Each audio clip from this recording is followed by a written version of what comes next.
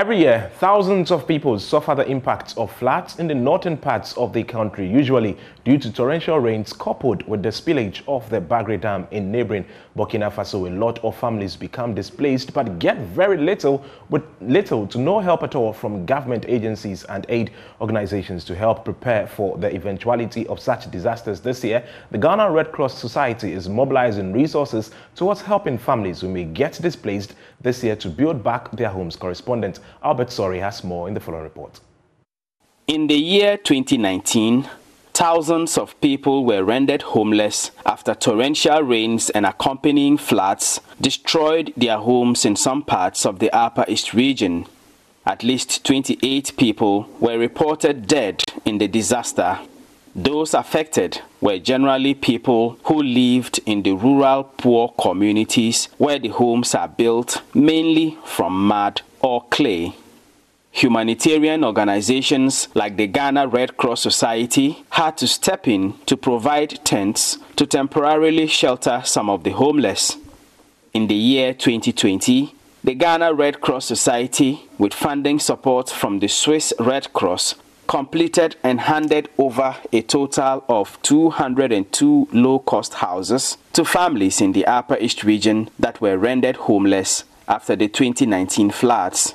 This year, the Ghana Red Cross Society wants to prepare towards building more of these homes for families that may get displaced if there are floods.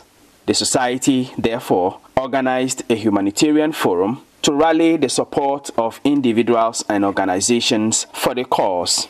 Paul Woma is the Upper East Regional Manager of the Ghana Red Cross Society. Those houses that we have built in partnership with the Department of Rural Housing, those houses are still resilient and they are resisting the torrential rains in the region.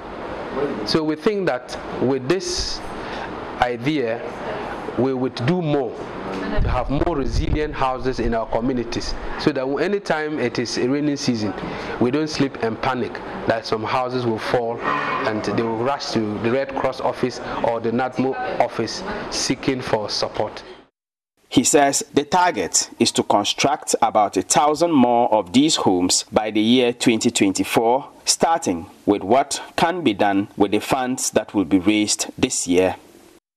We are calling on all MPs in the region, all DCEs and district assemblies in the region, the business people in the region, to listen and give an ear to this humanitarian appeal from the Ghana Red Cross Society to support the vulnerable. We are not calling for mansions, we are calling for basic housing for the vulnerable. And 1,000 houses is not a common matter. And if we don't all come together to throw money into a common bowl, one person cannot do it. Supporting the humanitarian forum were TERE, a local NGO working to promote the inclusion of the vulnerable in society, who are also bringing on board the Senior Expertise Service in Germany to try and mobilize support abroad for the project. The SES is a foundation that is supported by the German economy for international cooperation. So I think the forum is a kickoff for the actual project that we are designing and that we are trying to develop. The project is a process that we are going to be involved in. So after this forum, we will now do the planning and the structuring for project applications, because we want to tap into different funding programs that we will identify, and that will bring money to the project so that the actual houses can really be built. Attending the humanitarian forum were chiefs and traditional rulers, civil society organizations, and government agencies including NADMO, who all pledged their support for the cause. Upper East Regional Minister Stephen Yakubu pledged his support and called on all organizations and individuals who can support the project to come on board. And don't think that you are in a nice house and therefore you cannot be bothered. Let us help.